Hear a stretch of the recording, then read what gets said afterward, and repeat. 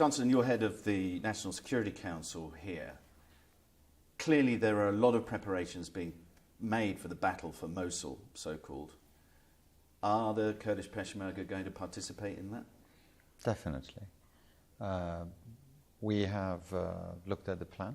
The plan has been prepared and we've reviewed the plan. And definitely Peshmergas are going to participate. But of course there will be some limitations of how far they can go. What are those limitations? There are some geographical limitations that we don't want to go to the areas that will probably create some sensitivities. So, but basically on the plan, it's very clear how far the Peshmergas can go. There are sensitivities in Mosul because of the cultural and ethnic sectarian makeup of that city. True. One of those sensitivities is that the Shia militias from Iraq may be part of this battle plan. Mm-hmm. What assurances do you have that that won't be the case? See, you're right. I mean, these sensitivities have to be taken into consideration. The components of Mosul is very mixed. You have very different people of different backgrounds, ethnic groups, religious groups. So you have to be considerate of how comfortable these people are going to be with the incoming liberating force.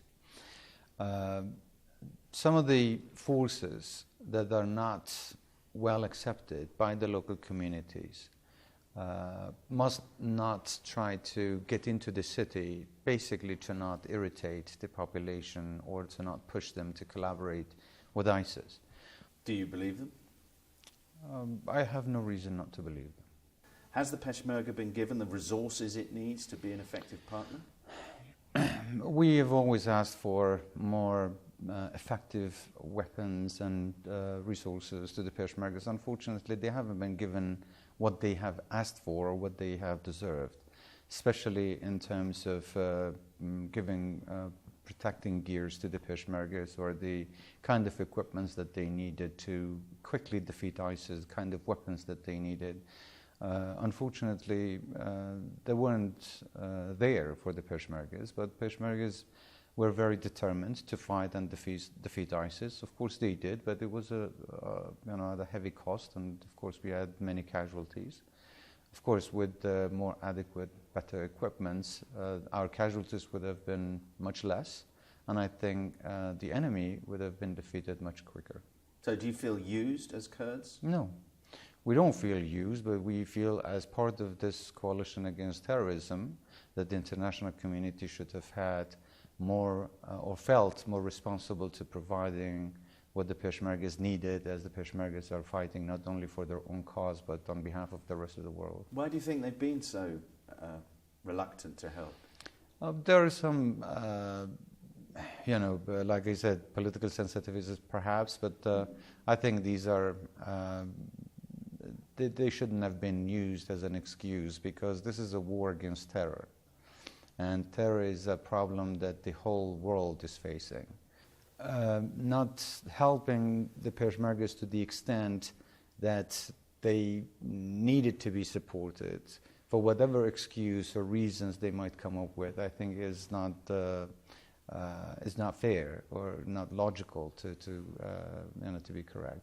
However, we do understand that perhaps there are some regional players that may not be very happy and satisfied with the kind of weapons that Peshmergas receive, as they think that the strength of Peshmerga is not in their best interest, which again, I would definitely argue that that's not the correct calculation of how things are, because the strength of Peshmergas here, the strength of Kurdistan definitely is going to help not only Iraq but the entire region.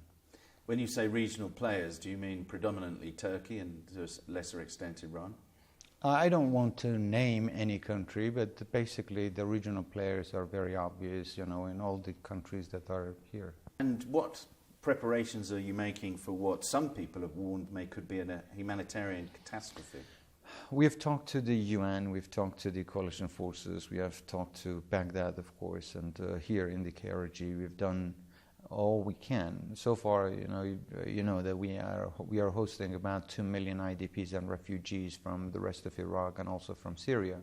We expect a big inflow of people from Mosul coming in toward here, toward Kurdistan. So their camps have been set up.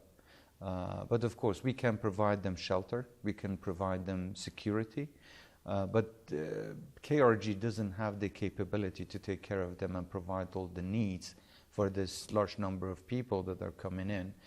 You talk about a short campaign, that would be everybody's preference in Mosul, but the pattern in Fallujah Ramadi is that it could take years. Is that something that you think is conceivable with a city this big? I think it's going to be a difficult war in Mosul. Based on the information that we have, they're preparing to fight very fiercely inside the city. They're digging tunnels. They're preparing themselves to fight. But at the end, during the war, you never know what happens. So they could collapse. You don't know, and that's what we hope. But we have to be prepared for the worst and for a long battle. Doesn't that risk besieging Mosul and hurting the civilian population over a longer period? Well, Mosul has been besieged anyway, besides what ISIS has been trying to provide and do for the people, or let people do for themselves. That's a better phrase. They haven't allowed any assistance or anyone to go and reach this civil population. So in any case, it's a hard time to begin with. If we talk about where the Peshmerga, the KRG forces are now, they are beyond what used to be your frontier, if you like, with Iraq. Will you give that territory back that has been retaken? In like I said, let's be clear on this. We don't think that we have taken anyone's land. We have just reclaimed what has initially been ours. Now we have the chance to make it right. We've made it right, and we are going to defend it. So you're not going to move? Absolutely not. In that context, whether you're looking at Mosul, at Anbar province, at the relationship with Kurdistan, isn't Iraq going to face more civil wars even after the defeat of ISIS? Well, let's be honest. ISIS is just a byproduct. It's just a result of some much bigger problems. The root cause of this problem is political to begin with. If Iraq had worked for the last 100 years, we wouldn't have had all these problems. It didn't work. It has never been peaceful or safe, not for their own people or the neighbors. So the mistakes have been made in the past, and now it's time for the world to realize that there is the time to look for new approaches, for new solutions. If things are not approached that way? Then expect problems to continue. Expect terrorist organizations like ISIS to emerge again. Remember, before ISIS there was Al-Qaeda. So after ISIS there could be something else.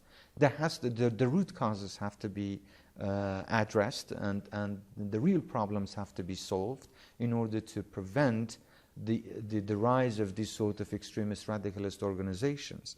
Imagine if political structure worked, there could have been economic prosperity, there could have been social order, there could have been peace among all the people. So there would be security everywhere. So there would be no vacuum for these radicalist terrorist organizations to come and grow.